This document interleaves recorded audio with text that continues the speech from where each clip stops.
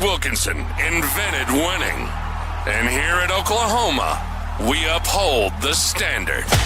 This is the Champion Standard Podcast, where analytics meet film and the tailgate fuels the passion. Touchdown!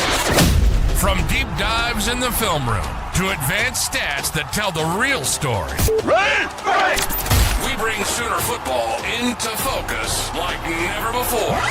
The roar of the palace on the prairie, the legacy of champions, and the pursuit of the next one. It's all right here, so lock in, because this is Oklahoma football. This is the Champion Standard. Let's go! Let's go! Go! Go!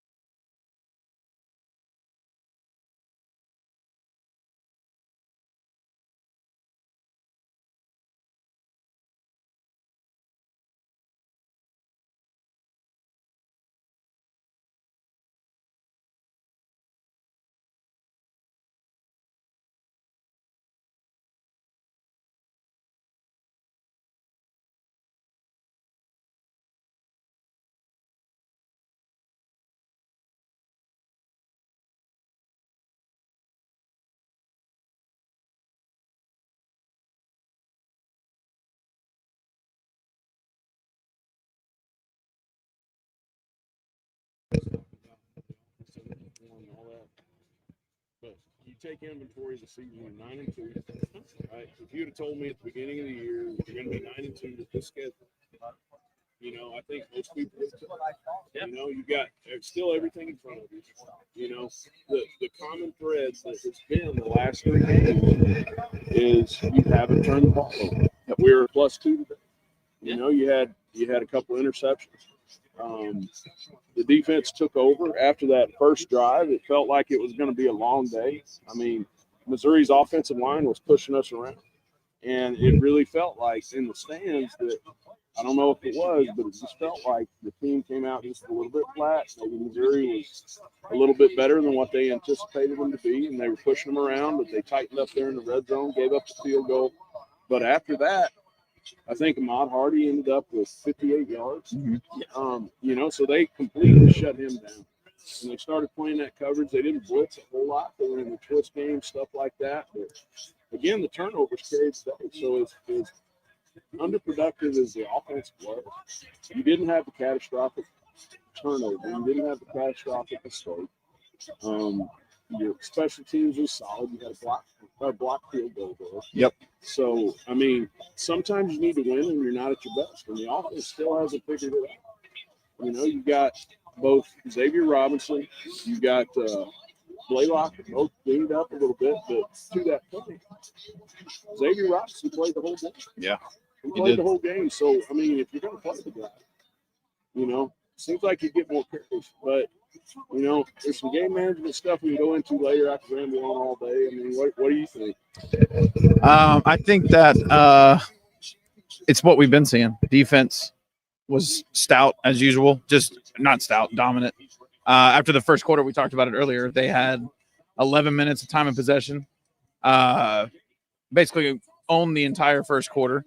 But you go into the second quarter, right? It's 3-0. So the game's still right there in front of you. And you hit that huge play to Satania, right? That play right there. I mean, Missouri had basically had the ball the entire first half. you hit that play to Satania and it changed everything, right? So you go up 7-3, defense starts to get on a roll, and you're forcing 3 and outs left and right. So with that offense, man, it's just right now it's just a matter of, I don't know what it's gonna, I don't know if it's gonna be next year. I don't know what it's gonna take, but at some point Arbuckle's gonna have to understand that you got to play physical football, and right now they are way too finesse. So but with this defense, with the special teams that they have, the kick block or the field goal block, they should have had 2, right? And the defense just playing as well as they are, you have a chance to win every game, no matter who you play week in and week out. So we'll see what they do next week against LSU. I agree with you. There has to be a downhill run game. I mean, you look at him playing defense, what little defense. You always want to make every carry. You got to find the ball. Yep. When quarterbacks go in, a little bootleg here or there, that type of stuff.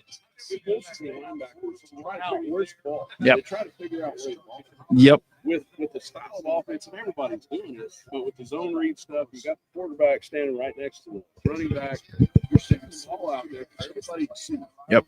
Linebackers read their teams, because they can see where the ball is. Yeah. They can see it. There's not a lot of everybody wants to go open, but I think something that's tremendously undervalued, we were talking about Kevin Wilson earlier, is that old school, let's get in a double tight field and let's take cleats off of the defensive formation, because when you go 5 wide,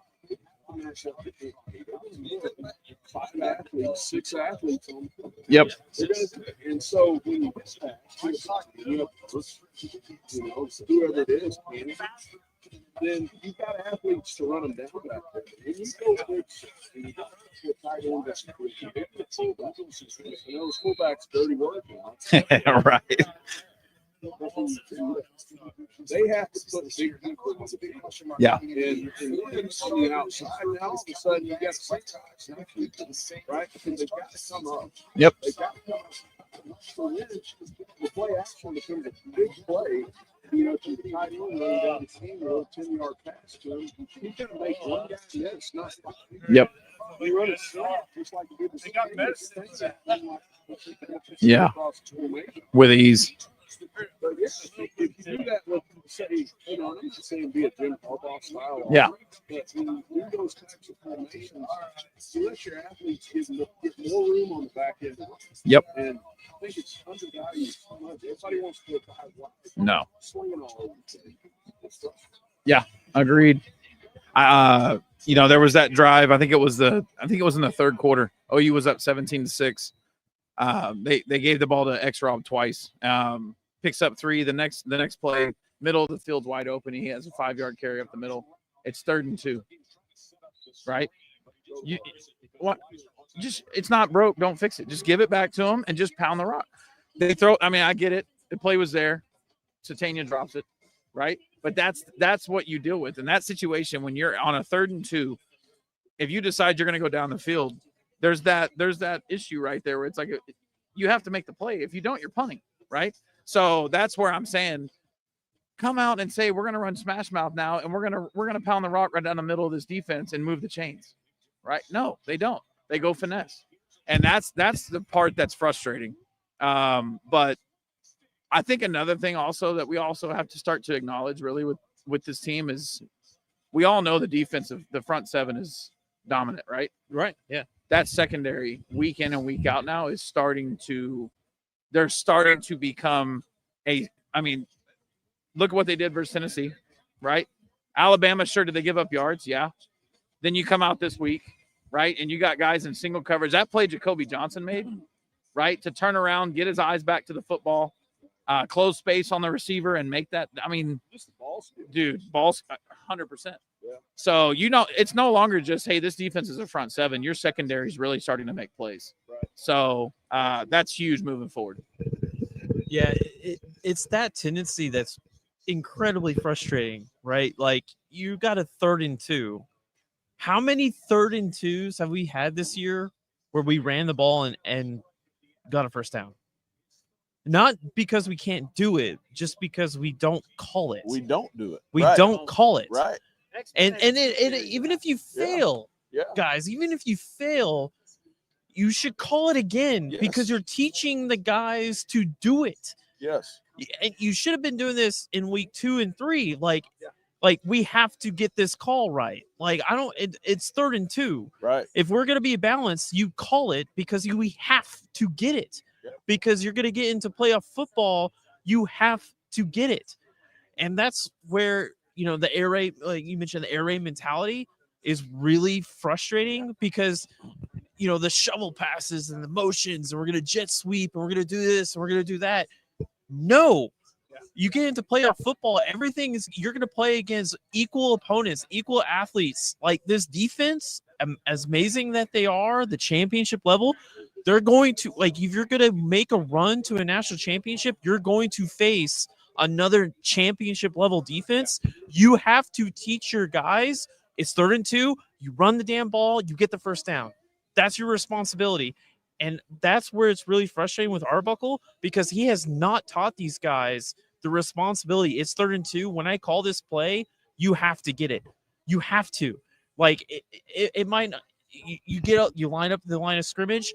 It might not look pretty. It might not look good. It doesn't matter. We have to get it. And that's where the he's not putting the responsibility on the run game at all. He's always 18 run plays for the quarterback in this game versus Missouri. Yeah.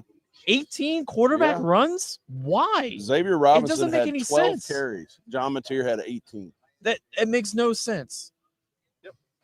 And you've got this great defense, and that's where it's, for me, it's just lost. Like for me, like you've got time to fix it, but it's up here. It's not schematics. It's not, I gotta draw this perfect play. I gotta sit in my kitchen and just sit here and on my pad and I gotta figure something out. No, there's nothing to figure out. Like It's just playing physical football. Yeah. Right. That's really all it is. Yeah, it's just 100%. I mean, it's just lining up, running the damn ball. And I think, honestly, most offensive coordinators are cursed with the sense that, man, nobody's going to think I'm creative if I don't, do X, Y, or Z. If we only get 4 yards or we only get 3 yards, how many times was it 2nd and 6 or first, or 2nd and 5? Yep. And then because you just got 5 or 6 yards. And, they ran, I remember this one series, they ran for 7 yards on first down. Yeah. The quarterback run. And hey, if quarterback run is part of your offense, okay, that's great. But mix it up, right? And just keep pounding the ball, because running the ball in the second half, you have a chance to demoralize your opponent. Thank you. Because they're praying for you to throw the football, because they know deep down they can't stop you. And if you throw the ball, there might be an incompletion. Man, if they just throw the ball, it's kind of like when you watch the Baltimore Ravens, when as a Chiefs fan, when you watch them play the Baltimore Ravens, you're just praying that Lamar Jackson and Derrick Henry don't run the ball. Yeah. You're like, please throw the ball. Yep. Please throw the ball. And you don't say that out loud, but when your defense gives you short fields like they did today, they did it multiple times in the second half where you're getting the ball at the 40 to 45 yard line or plus territory even. And just, you've got Tate Sandell. Who cares if you go score, and I know you want to take a shot and all that stuff. Go get 10 yards, go get 8 yards, run the ball, beat the hell out of them, kick a field goal if you got to, but tenderize them for later in the game. Exactly. That game should have been over 45 minutes before it was. We lengthened that game. We gave them more at bats. Yep. Right. We gave them more opportunities to score. That incompletion in the end zone that they had at the end of the game should have never happened. Yep. The game should have already been over at that point, but they won't commit to the run, and that's so frustrating. Agreed. 100%. It's, with 11 minutes left in the game, then you go to 9 minutes left in the game, right? And you're up 17-6, right? Missouri's offense has shown nothing. Just keep the clock running.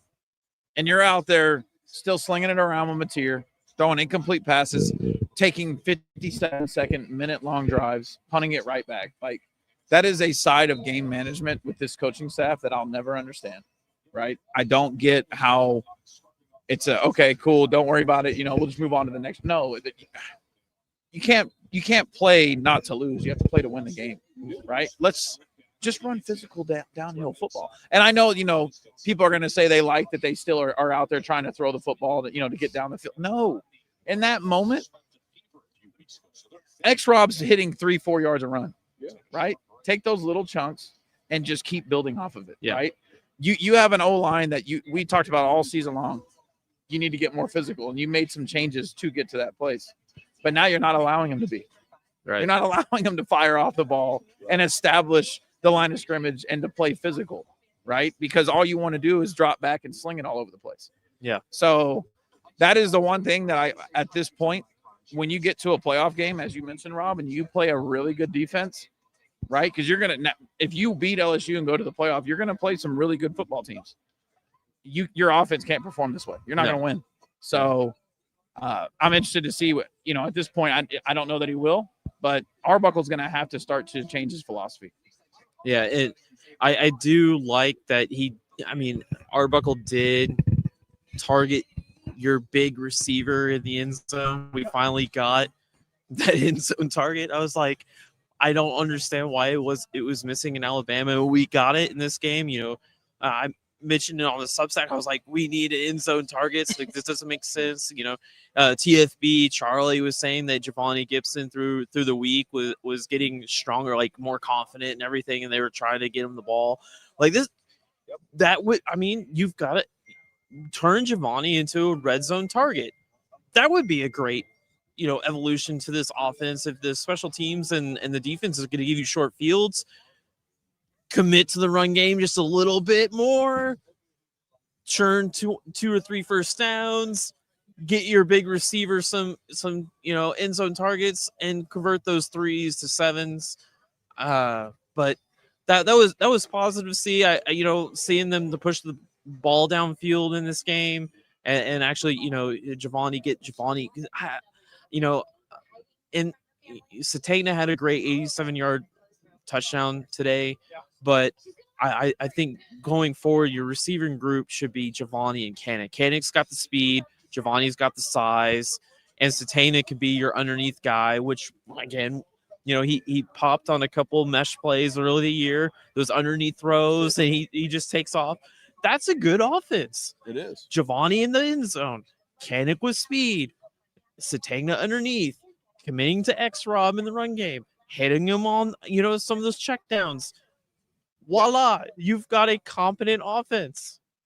It's competent right there. And even, Missouri, hands down, is the best defense we, as Sooner fans, have seen the Sooners play this year. I don't want to take anything away from Missouri. They are very good. I think they were number 7 or something like that in total defense coming in. And rush defense, they were right there. I think they maybe even had a higher rated rush defense than Oklahoma coming into this game. So they made Oklahoma look a lot worse than they actually are. But the frustrating piece of it from my standpoint is, even against this quality of opponent, there's stuff there to be had that we didn't take advantage of. Right. And it comes right back to what you were saying, Alex. We just have to line up and run the damn ball. We just have to do it. We have to develop a downhill running attack where we commit to it and suffocate teams in the second half.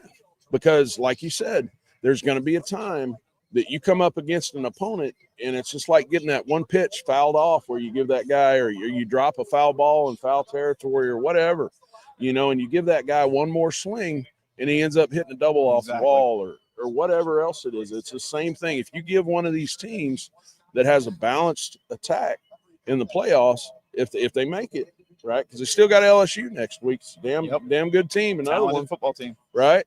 So if you get that opportunity, you give that team one more opportunity to go score. They just might. You can't do that. You're gonna have to find a way to shorten games with this defense like this. Yep. And one thing I'm seeing is people are talking about, oh well, X-Rob's injured. Okay.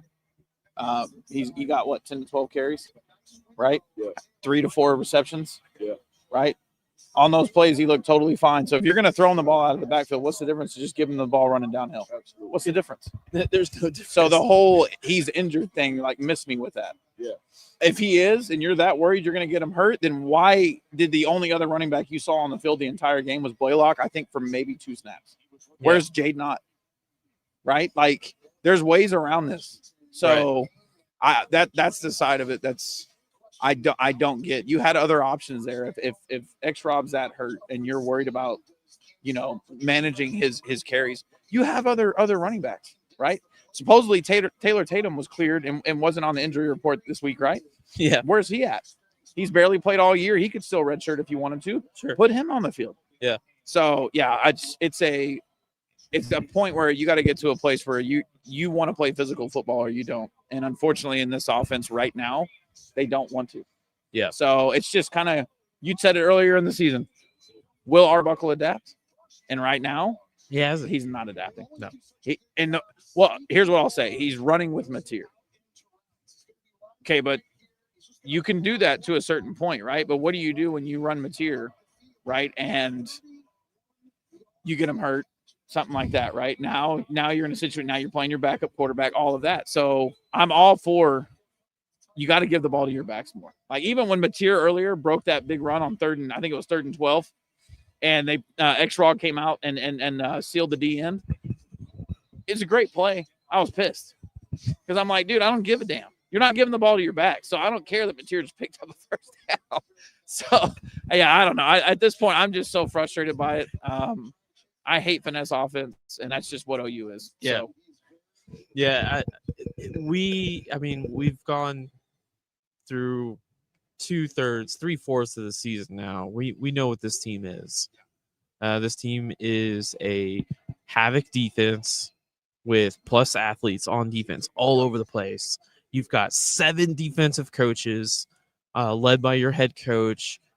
There's probably 80, 90 years of football combined on the defensive side of the football, at least. I mean, as far as experience-wise, with Brent and Wes Goodwin and Dreiling and Brandon Hall and Jay Valai, and this is a defensive football team, and they've loaded up on defense. Yep. And we're going to win a championship through the defense.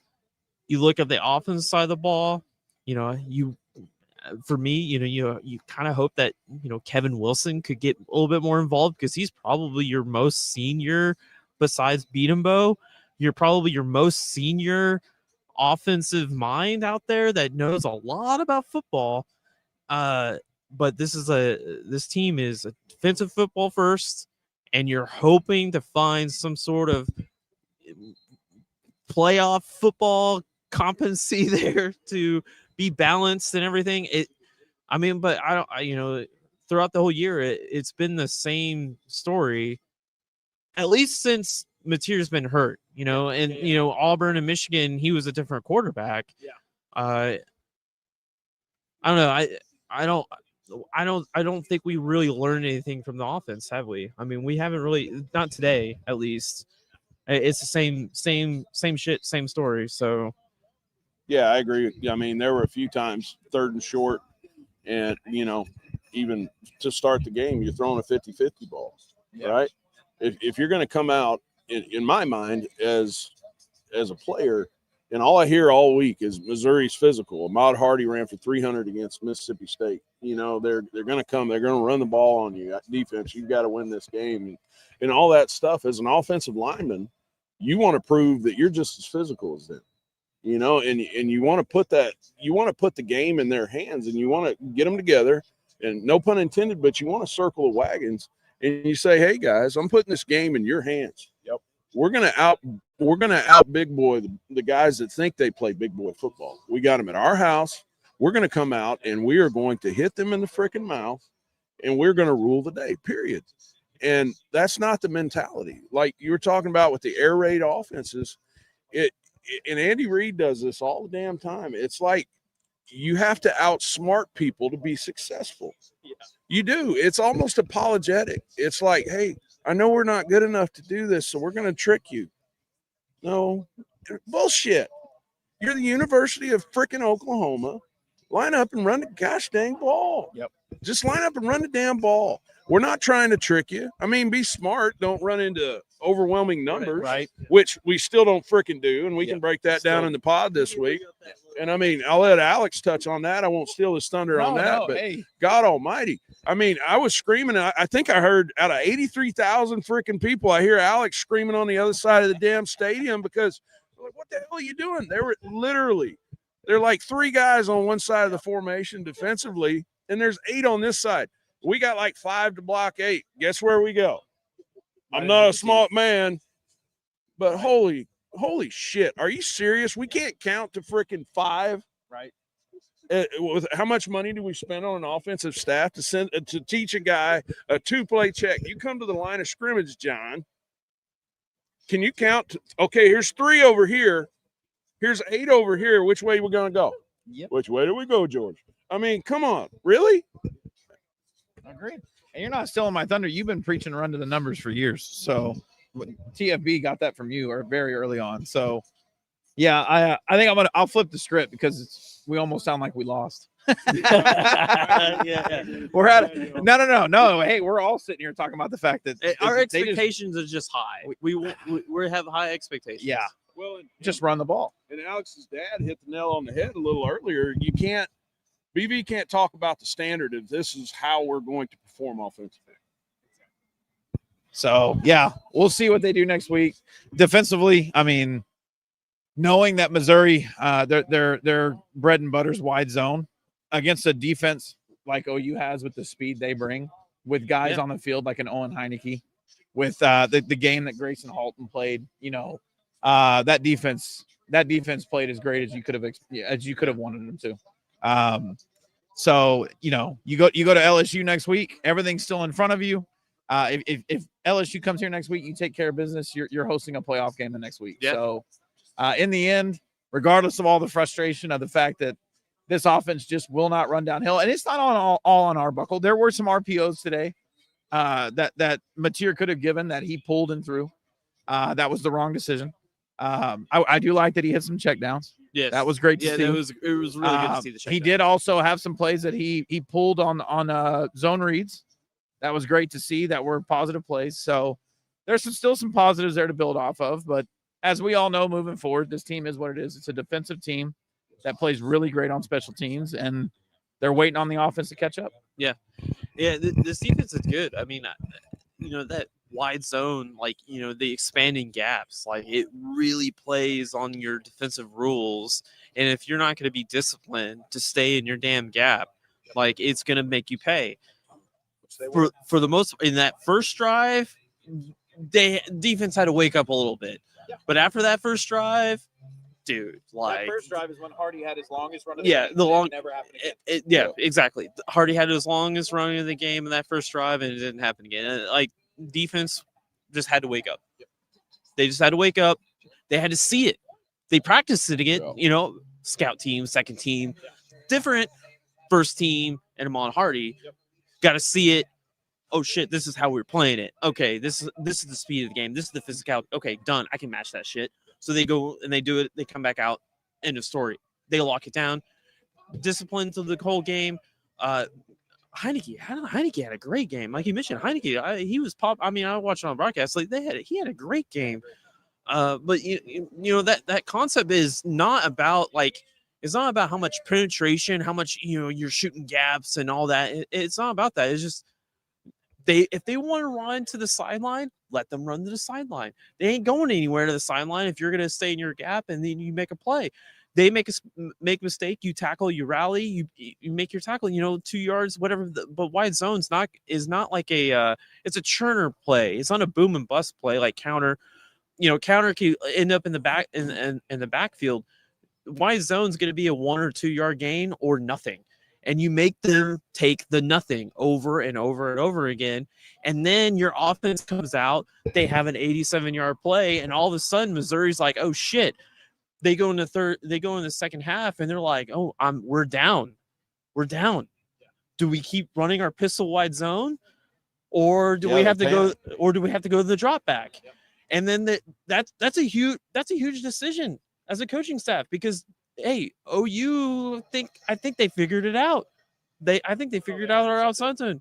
Like, what are we gonna do? Do we keep running it? That's our Right. bread and butter. Or do we go drop back? And then now they send all our guys after us. That now Wes Goodwin and Brent Venables can tee off, and all that blitz game, all the entire pressure system is gonna hit us. So yeah, that's what this defense does to you. It takes away your bread and butter, makes you decide: do you commit to your identity, or do you go outside of it in hopes that you can find something? Yeah. And then they also have a counter against that. I mean, it's just counter after counter, and that's why this defense is so damn good. Yep. They take away what's good, and then they make you come out of your offense, and then they punch you in the face. Yeah. And I mean, outside, you look at Texas, the only opponent that's beat Oklahoma really, like, beat them. It was because they were +3, I think, in the turnover category.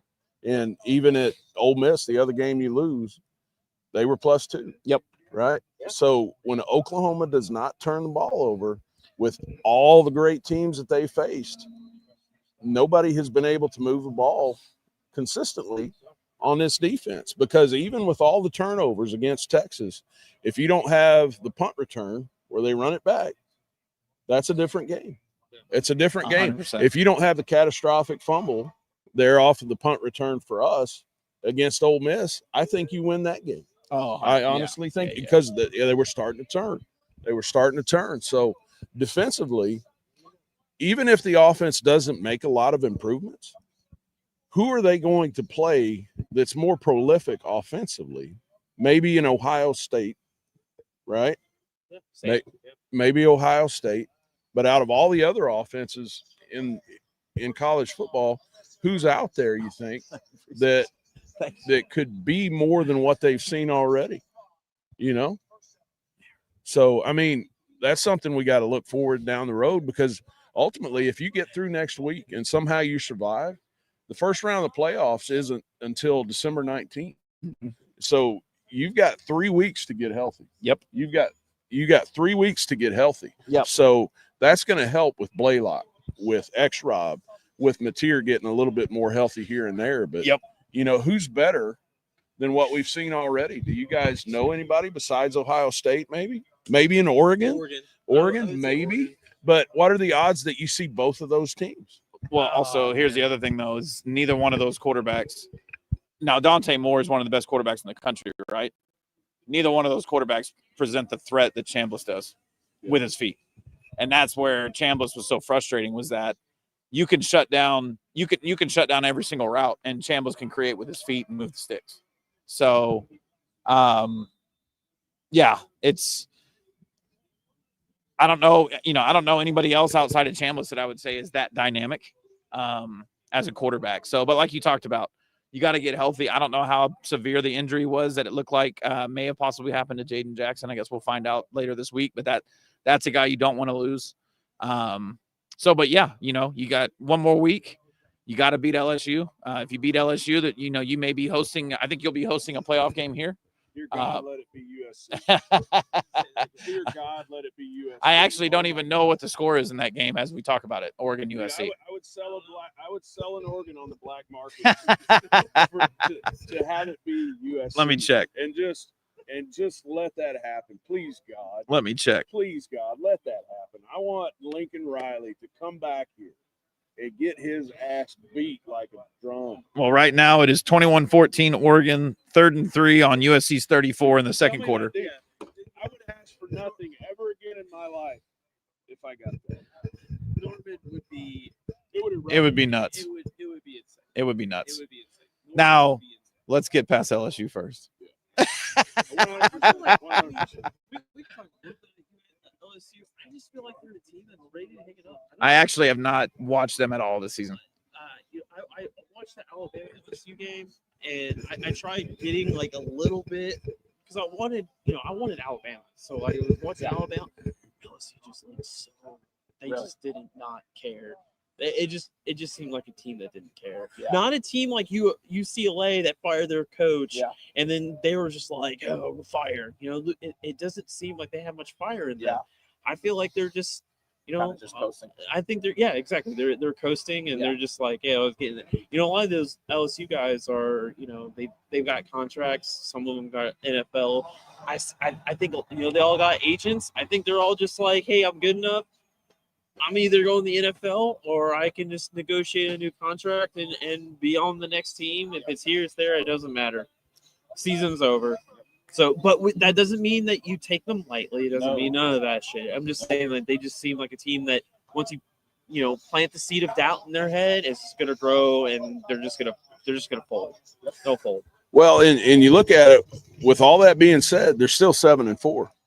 Yeah, they had a bye week this week, right? So they're not playing this weekend. They're 7-4.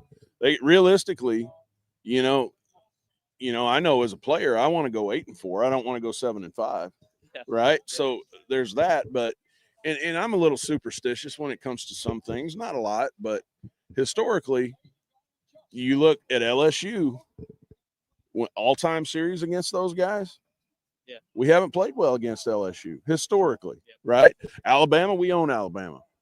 Yeah, right. We're like, what, 5-1 yeah, we do. Or whatever it is. And so, I mean, for as weird as it may sound, when I look at opponents, I get nervous about LSU and Ole Miss because Ole Miss, we've historically we've struggled with Ole Miss, right?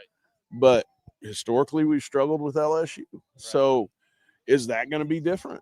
I mean, because the thing about LSU, they're probably the most talented roster, top to bottom, out of everybody that you're going to face this year. Even with Alabama going on the run that they've gone on and being as good as they are, as Alabama, Texas is up there, but top to bottom from a roster talent standpoint, LSU is probably going to be the most talented team you play. So I really hope you're right. I really hope you're right, because if they come in here and they're like, hey, we're going to spoil your freaking season, because the rumor is now, you saw it on Twitter today, that Lane Kiffin getting $90 million to go to LSU. Do they get some juice from that? Maybe. Do they want to put some stuff on tape of the last deal here for the new coach? Because as bad as, and they've mailed it in, Brian Kelly's fired and whatever else, hey, they're still 7-4, Yeah, I mean, the coaching move, I mean, your season's done, but you're looking at, all the chatter that's out there. And you got Lane Kiffin is like everyone's golden boy right now. The next savior coach that's going to save somebody's program. And you see that, LSU's locked in Lane Kiffin. Yeah, you're right. Maybe some of them were like, yeah, I want that next deal. Right. I want this next contract to be with Lane Kiffin and LSU. Yeah, you're right. Yeah. I mean, there's a whole lot of variables. And at the end of the day, these kids are somewhere between the age of 17 and 22. And if a guy got red shirt and got hurt, he might be 23. Right. So that is the most unpredictable thing that you could ever have on the planet, is how are these kids going to react? I mean, you got to, guess what? Oklahoma's 9-2. We got an opportunity to get the next 10-win season. Yep. That's awesome. BV's here. I mean, he doesn't have to worry about that. I mean, you've gone 9-2 with this schedule. So, I mean, I'm hopeful. God, I'm hopeful. I want them to make the playoffs, because I think they can make a run. I think they can get at least to the semifinals. Yeah. I mean, realistically, if you look at who you might draw, I mean, who do you think to get? What did they have, Notre Dame against us? Notre Dame. I mean, if you get Notre Dame, that's a great matchup. Yeah. You run defense, run offense, and a quarterback. That's our defense can shut the offense down. Do you think Missouri is better than Notre Dame? No, Notre Dame is better, but Jeremiah Love is. He is, but Notre Dame's they've always got a great offensive line that's very technical. Sure. They're super technical. Right. When they put guys in the NFL, they're not like the super talented guys. Yeah, they're Quentin Nelson. They're the technical guys. They're the guys that just do everything right, no matter what the fuck you throw at them. Right. So they'll be technical. Jeremiah Love is a great running back, but dude, our defensive line is so good. Like there's so much. The interior line with Stone and Holton, and hopefully Jackson's is good to go. Like those guys are those are all Sunday players. Like we have a Sunday line. Like Yeah. all the way from RMT to Wine. Like those guys are all Sunday players. You could be super technical, but I would put my money on just Todd Bates, coaching development, and the talent. That would be a fantastic game. And a fantastic game. It's just I think that matchup would be really, really fun to watch. Really fun. Like that's a game you record and you watch like 12 to 15 times in the offseason because it's gonna be so much good football. Well, and you look, going back to my superstition point I was making earlier, historically we haven't played well against Notre Dame. Yeah, that's true. Right? I think Yeah, what are they they? What are we? They beat us. They're 9-2 all time against us.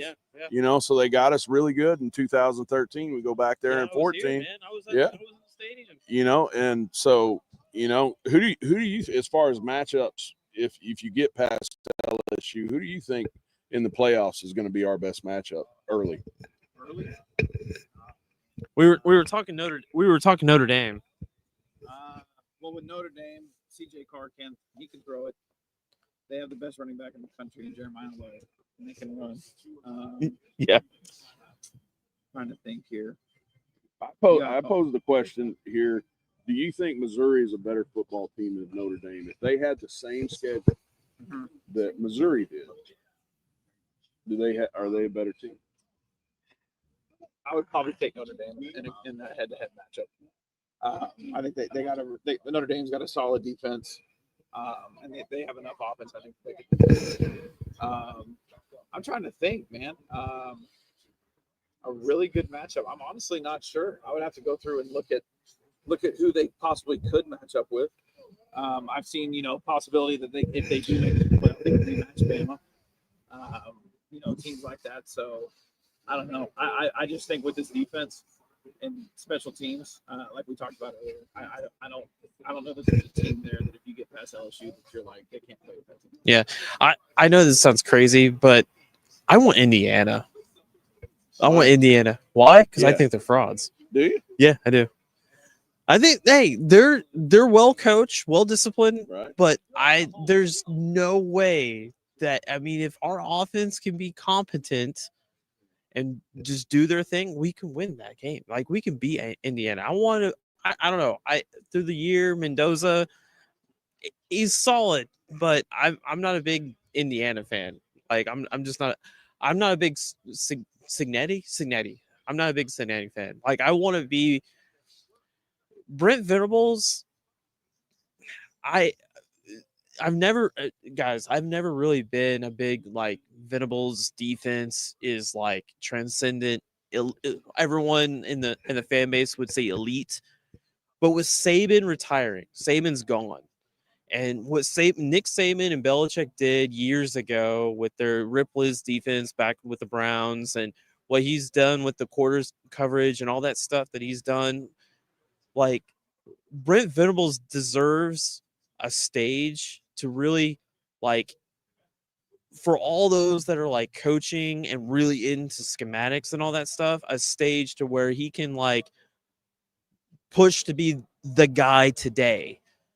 And what we see with like Kendall Daniels moving around on the defense and the way that we see everything that we have seen the last like 9 games, Venables, his language, his playbook does not get talked about enough. I mean, not in this scale with like Oklahoma, but like on the national level. Like I would like to see some like, the Dan Casey's and the Cody Alexanders and like all those other people really dive deep into what he's doing, because what he's doing is like special. I mean, look at how Kendall Daniels lines up on the line, and then he's a big half safety and cover 2, and then he's a middle safety and he's playing Tampa, and then he's coming down like the level at 6'5", 245, and like the pedology and the language to put all these guys in different spots. I'm really, this is the first time in the first year where I'm really rooting for Venables to get a big stage. And for some reason I look at Indiana as like one of those teams that are kind of like up there, and it's Indiana. Like it's not a blue blood. I want Venables to go out there and just be like, all these non-blue blood teams just like, goodbye, you're gone. Goodbye, you're gone. We're Oklahoma football. Goodbye, you're gone. And I don't know. Like, I want to get in the off season. I really want to see a lot of people studying his language because like there's something about it, man. There's something about it because like I don't know how you do this. I really don't. Like I want to learn more about it. Everyone talks about Saban. Everybody wants to talk about the cover 7 world and they want to do this and that. But like the way our interior defensive linemen, how they're doing all their pick games. You got like Todd Bates or teaching how the center blocks away, you pick them, hit them in the hip, and you wrap around and you get a free TFL. The way that they're doing it, the way it's so natural, the way that the steps and everything, it's like, whoa. And then you see Kendall Daniels moving all over the place. And the way that your corners, no matter, the rotate, Jacoby Johnson got an interception today. They're rotating all these guys in. Like, I just feel like Venables deserves a little bit more recognition as being the next like godfather of defense today, not and forward, not behind you with Saban, but like could be the next guy to have that trophy of being like the guy that has, I've got the defense. Like this Oklahoma is going to be a defensive football. And I want him to be on the big stage. I want him to be in playoffs. I want him to take out all those non-blue bud teams. I want to go win him a championship. Well, I think in order to do that, I'm a little bit older than you guys, but since 2000, since you beat Florida State in the national championship, historically, Oklahoma has not performed well in the postseason.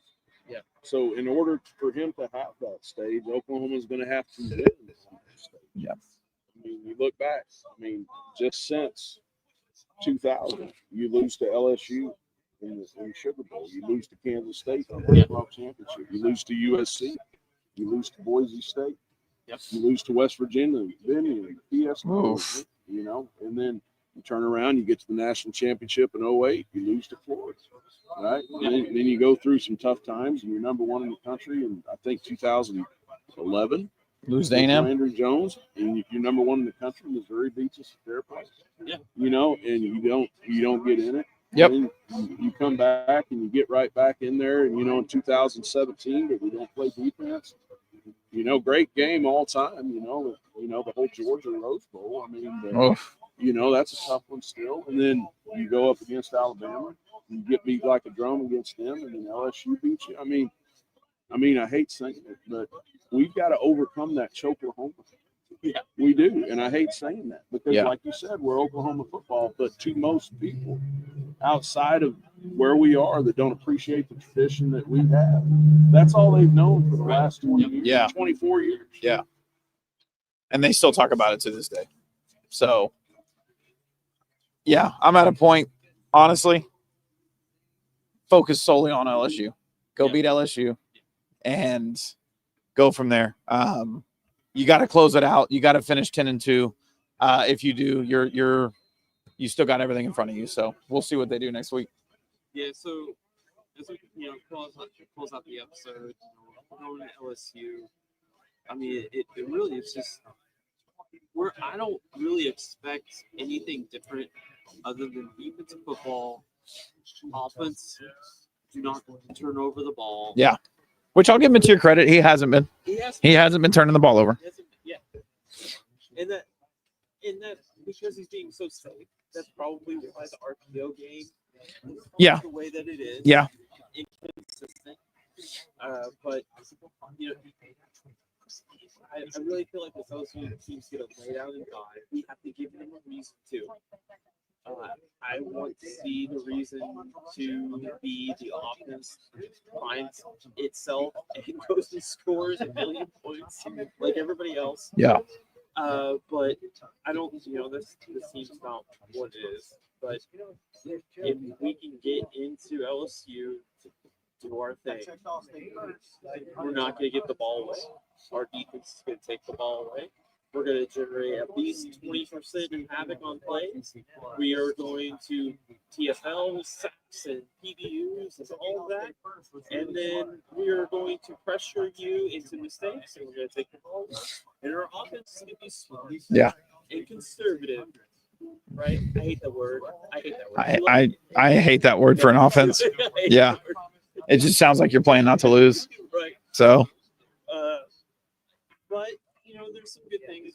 Giovanni Gibson coming on would be great. Yeah. The check down to X Rob would be great. I want to see Kennick before the ball. yeah, sending him up For speed. the speed up the seam. That we haven't seen that in a while. So But there's apples. Yeah. Kennick. You gotta find it a different way. If you can't Yep. hit a seam, you can agreed. a screen. Something. Anyway, Yeah. We'll see. So,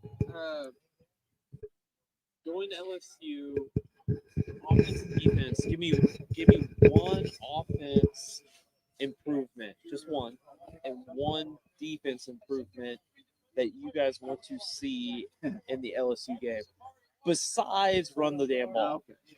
Man, you can't do that to me. Yeah, you can't, because I was about to say run the damn ball. Yeah. Or give me like a stat line.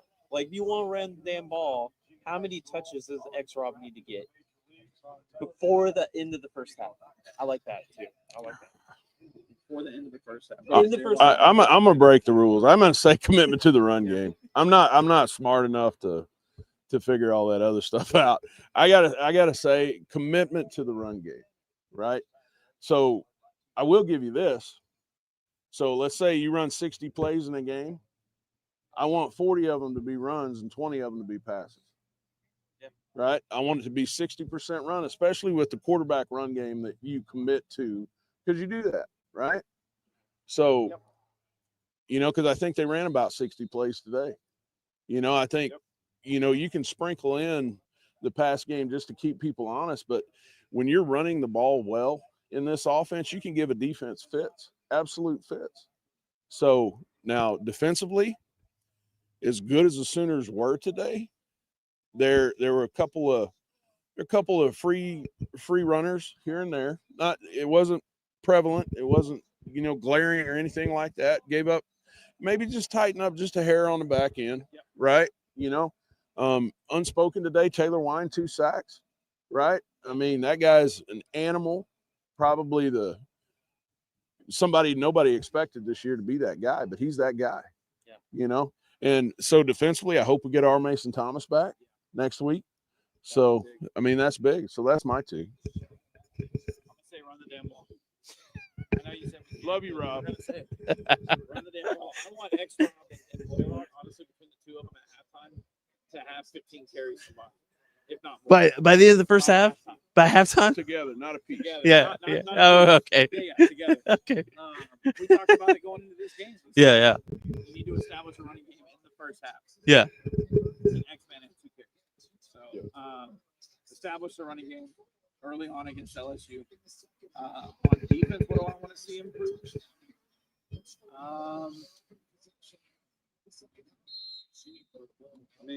Yeah, it's hard. Yeah. I'm gonna go special teams and say, instead of defense, I'm gonna go special teams and say I want to see Satania get more opportunities in the punt return. There you go. He Okay. caught everything. Okay. I kept waiting on him to not fair catches and say, all right, we got, there were times he had space. Yeah. He still fair caught. Yeah. So I want to see Satania get a punt return again next week. Yeah, there you go. Okay, so I'm going to, for offense, kind of go what I was saying earlier. I would like to see Cannon get more involved because, I mean, it's just kind of weird that he's disappeared. I say that because, okay, in thinking that Giovanni Gibson's going to get a lot of end zone targets, which is what I want. Like, we saw that today. He got a touchdown. Now that you got him getting his end zone, and now you put that on tape, and defenses have seen, okay, we are now can go over the top on you with physicality. Now I want to be able to, okay, with my little 4.4 speed tight end, I can slip him out on a tight end leak. I'm gonna go, corner, hit the pylon, or hit in the middle of the field. Now I'm gonna take my 4.4 speed and hit a shallow cross or whatever. And now I've got Kanik running to that low pylon. Now you start building a red zone offense that we really haven't had. And like, again, the special teams, the defense is going to give you a lot of opportunities to get to that red zone. We got to score touchdowns. So just build your red zone offense and use all these different little pieces, the size, the speed, and like Gibson's got the size, Cannon's got the speed. The third thing would be getting your 240-pound back and X-Rob touches out of the backfield. When they covered Giovanni, they covered Kanik, hit him with the 240-pound back, score touchdowns. Talking defense, one improvement. Damn, it's hard because they're really, really good. Really, really good. I would like.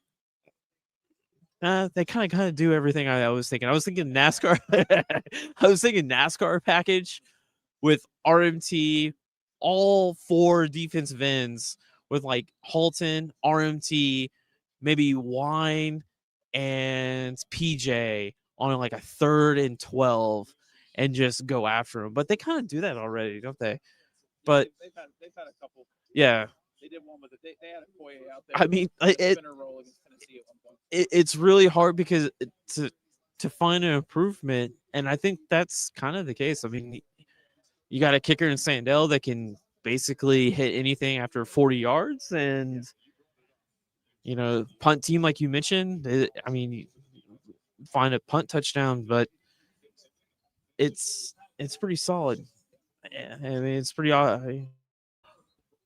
Yes or no? Are we Iowa, Crimson Iowa?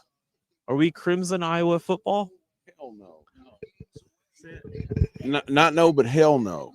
I mean, defense has never been. I mean, not never, but Iowa's defense has been as good as OU. Yeah, we're inconsistent.